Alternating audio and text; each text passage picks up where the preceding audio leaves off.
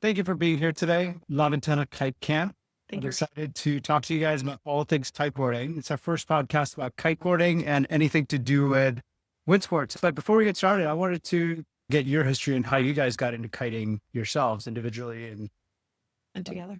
and together. Well, thank you for having us. It's our first podcast too. So I got into kiting back when I was living in Sinaloa, my home state. My dad's best friend he kites still. And I saw him kiting. It was maybe 2010. And I was like, I'm going to do that. But I only started really learning in 2017 over there with him and some friends. And then he was at some point like, you need to take some lessons. And that's what brought me to La Ventana for the first time, actually. Louis, what about you? Me, I actually discovered kiting quite randomly. So back in 2018, I quit my job in sales in Amsterdam and decided to go traveling. Ended up in that desert in Colombia called La Guajira. And I see the place was kind of cool, and I never saw kiting before, and it was full of kiters. And I heard that there was some French girl doing a voluntary at a kite school and living there since a month or so. And so I thought, well, it was so cool because it was, I think, when the first time I was in the desert and seeing that sport and all that wind and stuff. I randomly met a French girl who had a school there with a local guy, and they took me as a volunteer. And so I stayed for months and I learned kiting with them. Okay. How'd you guys both decide to get into teaching? And what was that transition from being a kiter to going into teaching? When I moved here and I saw the kite environment, I thought it was very male-centered. And so I had this idea of having a group of girls, women, and I partnered with a school in late 2021. And I brought a group. It's the first La Ventana Kite Camp. And I partnered with a school where Louis used to work. Yeah, I just wanted to bring more women into it at the beginning and then just like people in general. And that's how we started.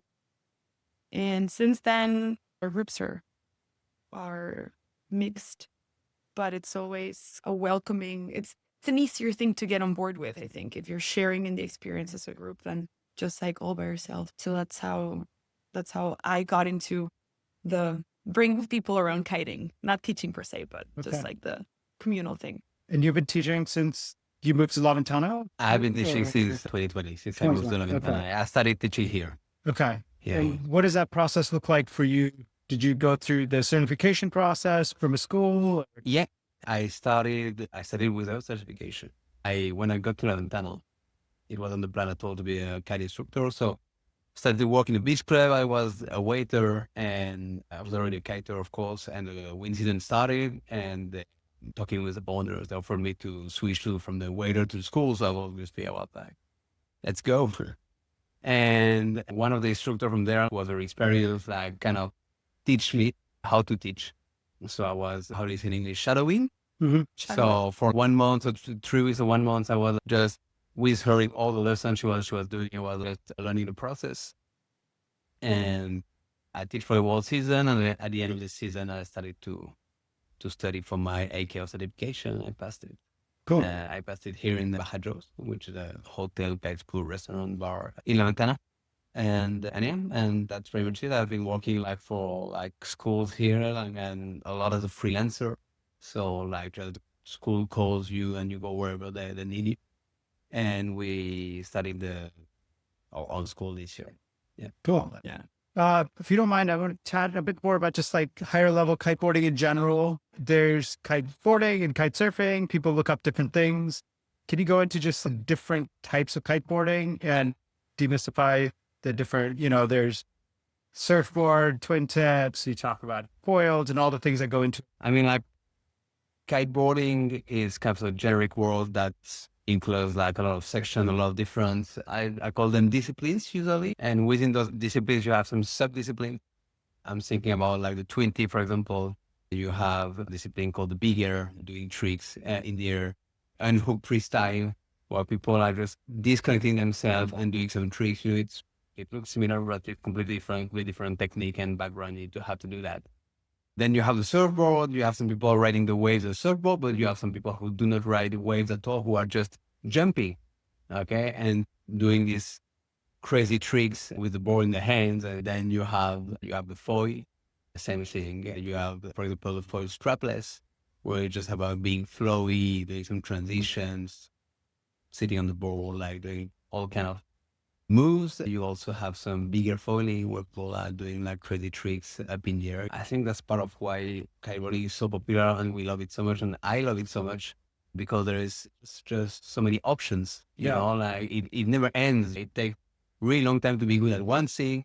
And when you reach a plateau or kind of get bored, and you have the feeling that you saw what it is, and or maybe you don't want to go further because going further involve a lot of more risk. This is something quite common. You know, you can go to explore different type of things, and I find it really cool. And I think there's not many sports that can be so diverse. So you have in kiteboarding, you have three main type of board, which are the three tip, which is a bi-directional board. You can go in both ways, switching your front foot. You have the surfboard, which are directional boards, and you have the forwards, which are also directional boards. You have some less common boards. So I think that's part of why kiteboarding is so cool. And yeah, I think I get overwhelmed by trying to figure out all the gear that it's going to take and where I'm going to put it. But I think there is a basic ways to get started. You can get a twin tip board. You need a harness. Yeah. for sure. And you need a kite. That's And a bar. and a bar. Lad's bar. And a leash. bar. Right. And a leash. Yeah. Those are your bare minimum. They don't take up. That's the very minimum. And as a beginner, it's always good to have a safety vest and a helmet at the beginning. But yeah, with those stuff, it's not. It's a lot of gear, but like in the end, it's manageable, you know. And or maybe it's just because we're used to it. we're used to and it. we don't see it as For a surfer, it's yeah. a lot of gear to be a kiter. Yeah. But if you think about where kiting comes from windsurfing, where the mast and the big That's a lot. sail, or how do you call it? in Like the windsurfing? sail, the board, The big board, the big mast, the and big so on. sail. So it really got simpler from windsurfing, but it's still evolving. And now we have, it's not kiteboarding, but there's now winging. That's now even a smaller thing with no lines, but now the board is bigger. So it's just Yeah. iterations of boards and wings and things and kites. And That's a good perspective on how what blew it up is going from windsurfing to the smaller setup that you Yes. could travel with. Yeah, That's a good point. yeah. And that's what it needs to be compared to most. Awesome. So we got the gear cover, and then somebody's really into it. You probably get this question every single. How much time do I need? Yeah. What is the progression? How can somebody start? Could they start and then come back and pick up where they leave off, or is it better for them to do the whole thing, get independent, and then come back the next time, next season, whatever that looks like for them? What is your recommendation? What do you see? What do you see that works the best for someone? In average, from my experience as an instructor, I will say that it takes about 15 hours of private lessons to be able to be an independent rider. It can take less, it can take way more. It just depends on the ability of the person. I will definitely say that what works best is to take the lessons like several days in a row. We always say that kiting is all about muscle memory. You know, it's doing it until it clicks. Okay. And I had the example, I was teaching a friend of ours a couple of days ago, and she had this struggle with her position. All the lessons, same struggle. She couldn't correct it, you know. And we had this lesson a couple of days ago, and everything clicked, and she was riding perfectly straight away. Like She was starting to get a little bit frustrated. We were just and stick to I it. really believe that this is the result of doing it every day, struggling every day, being in the water every day, facing the same challenges every day, hearing the same advice, and at some point, everything clicks, and okay, it's way easier like this. And makes sense now. And so doing it thoroughly in a row. If you want to take some vacations to come to learn kiting, dedicate, I will say 8 to 12 days on a spot, considering that in any spot you will probably be facing no wind days, and try to spend as much time in the water as possible, and maybe even do some shorter sessions, but do it every day. You know, instead of doing 3 or 4 hours one day and have to take a break the other day or for 2 days because you just exhausted or super sore, do 2 hours every day and you will progress a lot. Yeah, absolutely. So that's really helpful. Then after you get it, what is the level you're looking to achieve? That is it called an independent kiter? Again, from my experience, there's really a difference between being an independent kiter. So you're able to ride by yourself also. You're able to ride, to go upwind and without crashing or endangering others. and being confident enough to just go by yourself without anybody who helped you to set up your gear and being able to launch your kite on a busy beach, land your kite on a busy beach and so on. So there's really two different things, like, because people feel like, okay, I don't need any more lessons anymore. But then they go to the spot and they feel super intimidated and they have the right kite for the right conditions on, but in the end they don't go in the water because they're like, okay, no, like there's Too nervous. nobody to help me and this is crazy and there is way too many people there, so I don't want to look like the beginner or cook or whatever, and I don't feel confident enough. So this happens a lot. And so that's why, like, it's once you're able to ride, then it's about building the confidence. And that's what we work on during in the lesson. So there's really the beginner part, then the riding, and then working the confidence. So bring people on a little bit busier spot with the instructors so they get used to the crowd. Then we always have the final session of, we call it the graduation, of launching the kite on the beach, landing the kite on the beach, getting out not a beginner spot, getting out on the intermediate spot, let's say, getting back to the same point, like the kind of thing any kiter must be able to do. Cool. And then you need also kind of your friends. So, or a group, that you can maybe go and trust. And that's what I did when I moved here. I didn't have any friends here, but I made a couple and I was like, can you just keep an eye out for me? And I'm like, I'm sorry, it's my first time, whatever. This is actually the best thing that can happen to you after your lessons. Yeah. You're done with lessons. You don't need lessons anymore. If you have a group of friends, kiter, okay, keep an eye on me. And then you need to, go and do it and get the hours in and the confidence up and practice. And struggle. Yeah. Yeah, and struggle. And get into situation you were not planned. And hopefully everything will go well. But any kiters at the beginning have been in like some crazy situation where like they didn't know what to do. And so this just builds the confidence and makes the experience. And that's also why sometimes like the conditions are not like, let's say, the perfect ones. Like it's a bit light, or it's a bit strong, or it's a bit wavy, or it's a little bit gusty. But obviously, if it's not dangerous, we always go out with our students because they're going to be facing that during the kitesurfing career. And once they're able to go through the lessons with some gusty winds, strong winds, they struggle at the beginning, but in the end, they can do it. Like it's just bring the confidence so much higher for them. It's okay. I deal with completely different conditions yesterday, today different ones, and I was able to figure that out. So I feel good about that, and I can go by myself. Yeah. And that's a cool thing about kiting. You do need other people. I mean, you can self-launch and self-land and whatever, but you will most likely be around people and you'll ask for help to get launched and get landed. And so we need each other. It's a good community. Yeah. And we've gotten this from friends. I don't surf myself, but people are like, oh, kiters are friendly and helpful. And it's not a very territorial sport in that sense because you kind of...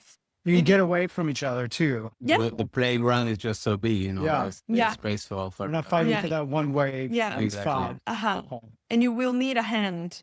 And you will lend a hand also when you're at a good enough level. Yeah. You'll help someone else that's more of a beginner than you. And that's kind of, you pay it forward, and the community is helpful in that sense. That's awesome. So it's cool to rely on that too. What are some of the things you go into the lessons? Could you talk through like day 1, day 2, day 3 of lessons look like? So we always start, we call it introduction lessons. Covers 3 main parts. The first one is the theory. It's on the beach. You're going to be on the beach with your instructor, and you're going to learn how to read your kite, all the safety measures.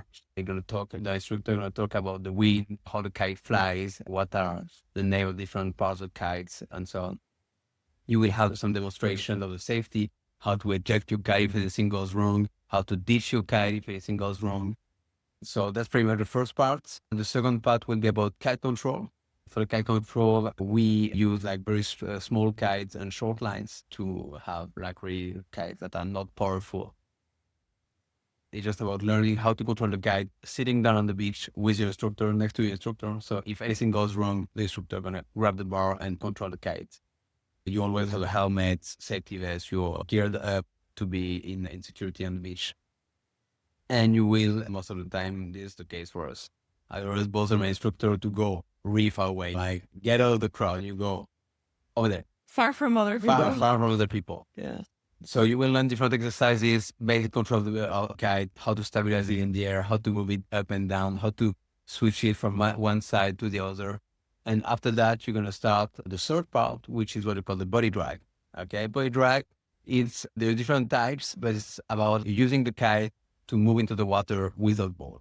So it has different purposes, just to get in or get out, to get back to your board when you ride, you crash and you lose your board. And after that comes the board, which is, Water start.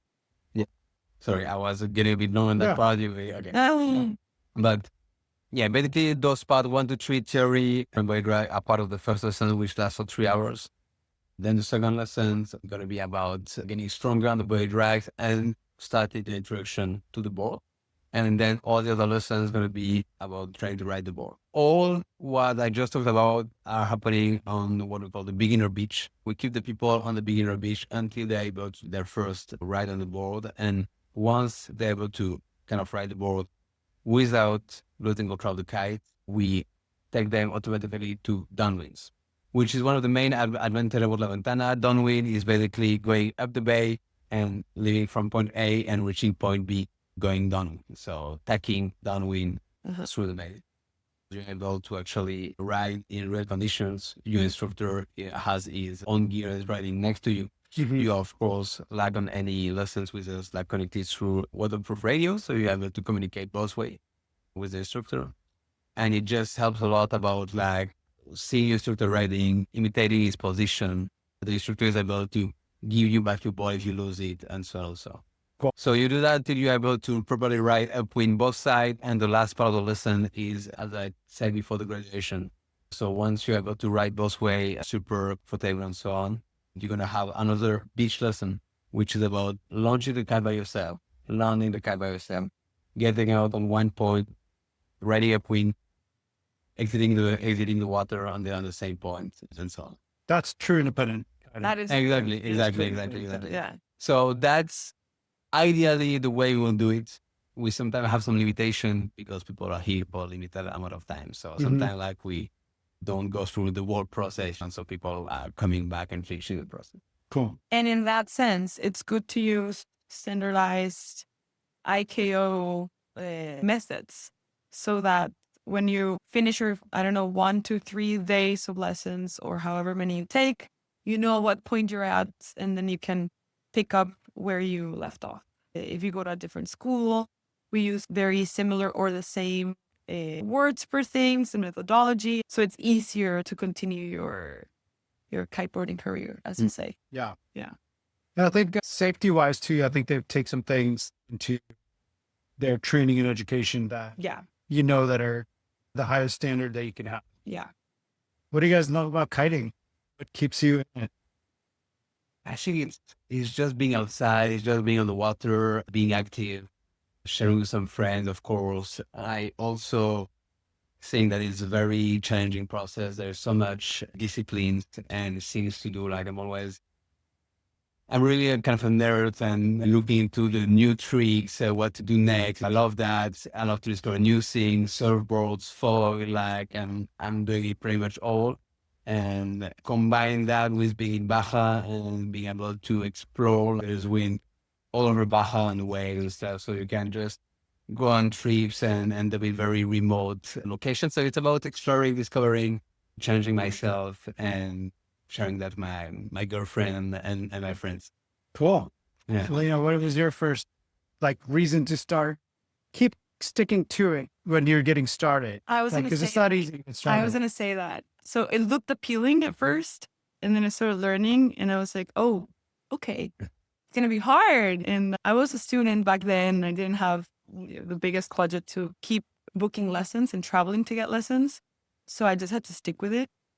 And remembering kind of feeling the reward of riding a little bit after a day of being dragged a little bit here and there. And it was a powerful lesson for me to remember that it's okay to be bad at things for a bit while you're still in the process of learning, and then feeling those rewards and being excited and proud and stoked and sharing with people on the beach. And that's what kind of kept me at it. And then, well, I chose to move here, and it matched well, like kiting and this life matches well with my other interests, sustainability and sustainable and regenerative tourism, and this remoteness of Baja California Sur. And so for me, it was just like a very good way of, as Louis said, like being outdoors, being in nature, challenging myself, enjoying and learning again. It's also not often that we learn Yeah. things from zero Right. when we're an adult. We try to avoid it sometimes. Yeah. we try to avoid it sometimes. We sometimes have people facing that and being like, no, this is not going to work for me. Kiting's not going to work for me. And then you're like, no, it's okay. Like, just, be uncomfortable for a bit, and then you'll have this super cool skill that you get to enjoy. And that's how personally it was for me. And so now, just sharing that and enjoying that is so cool. We chatted a little bit about that. Yeah. Well, I think you were on the water. Like the type A personality has a harder time sucking at something because they're so good at their lives, other things. They become very accomplished because of that. And used to just things coming easy. Yeah. Yeah. And it's a humbling sport. And there's not a lot of sports that you can kind of transition from that make it super easy. Sailing and maybe some other water sports. Snowboarding a little bit, but you need to put a lot of things together. Yeah. It is very humbling again. And that's what a lot of people say after the lesson. How was it? Humbling. Yeah. Because like if you're a big guy, strong, whatever, the kite is just stronger than you. So I'm on learning how to not dominate it, but like work with it, how to use it. So yeah, it's really a work process, and it takes some time for some people. Yeah. What makes the La Ventana Bay and the area on the land easier place to learn kiteboarding here? Or in general, what makes it awesome for kiting here, even if you're not learning? So, well, I would say before, like the wind we receive here in La Ventana is coming from the north and is entering the bay through that island, which is in front of La Ventana, Cerralvo, and the mountains, La Sierra Cacachilas. And so the wind is being channeled down the bay by that natural corridor. Also, the L shape of the bay makes that if anything happens during your lesson, or if you're not able to kite back to shore for any reason, you're going to anyway be washed back to shore. Okay. Also, the different direction of the wind in most of the spot in La Ventana is side shore. That makes it very easy to go in and go out the water. And also it's a bay. So in most of the bay, you will have some swell, but you will not have breaking waves, except, of course, in the end of the bay. So that makes it good for beginner as well, not to be confronted with that in the learning process. And also the possibility to do those downwind from north to south. And so the opportunity for students to learn in real conditions. And that's what La Ventana is so good as well, but it's so diverse. There is different type of conditions. You have waves on some parts, kind of flat water. On the other parts, you just have sharp and swell. So you can experience all of that. And this builds just your confidence as a rider. Awesome. What are some things that can keep La Ventana awesome? And how can we support the local community and be respectful when we're visiting La Ventana? Because right now it may not be a challenge, but as we grow, as this place grows, because it's going to be even more and more popular, how do we keep it authentic and awesome as it is today and how it used to be? I think this is also going to happen in many other sport or adventure sport destination places. We're here from elsewhere. We're changing the place with our visits and our moving here and our businesses here. So I think it's a small, rural Mexican village in the end. It's very cool that we have residents and visitors from all over the world that make it diverse and fun and multicultural, and we can all kind of share and grow and learn from that. But to be respectful to the rural nature of it, to engage with the local community, it's maybe useful to try to attempt some Spanish, at least the hola, buenos dias type of thing, to try and experience and taste, the real local culture, the local Mhm. food, and I don't know if you've seen those local stands, The small, the small small coffee shops. stands. Yeah. Yeah, they have it all over the roads here, and try burritos and machaca, and just engage a little bit in that sense, remembering, sorry, that it's still a small Mexican village. So, just respecting that in that sense.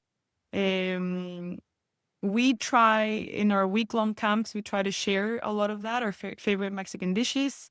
Our chef is now kind of our partner. She's from here, and so we share Amazing. through her a lot of the local aspect. And well, I mean, very straightforward. It's the desert, so we Yeah. can take care of our water consumption when we're staying at hotels, Airbnbs, houses, anywhere.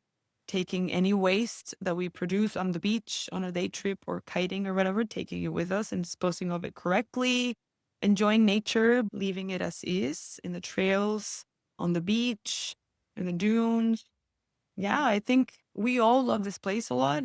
And there's people here from everywhere in the world. And I think, as you said, everyone wants it to remain very genuine and legit. So we can enjoy all the wind that it brings and all the goodness of it, and Yeah. just engaging back with the local community is really important. I'm going to try to summarize a lot of these points in my own thoughts within visitation Yeah. in a blog post. So if you wouldn't mind sharing that, that'd be awesome. Yeah. I've already written a lot of these. Maybe I'll try to create a poster or something that we can Fun. spread the stoic on, leave no trace principles, and how to keep the Ventana awesome for the long term. Yeah. Anything I missed about your camps or your lessons that you'd like to include, and where can people find you? People can find it online. Yeah, mostly online, Google, Instagram, or Ventanacomes.com. WhatsApp is on all those platforms. So we are available and super responsive. Yeah. On all these things. Yeah, that's it.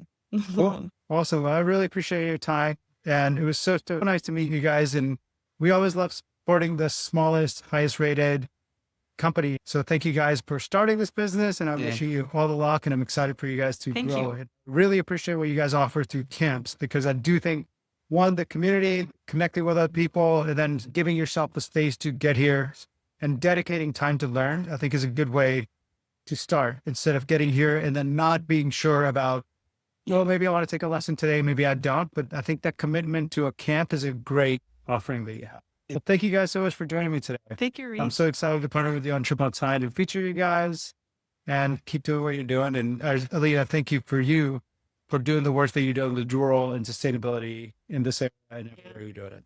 I would love to add Bridging links it to with other kiting. things. Yeah. Thank you guys. Nice. Thank you so much. Reed. All right. Cheers. Fun.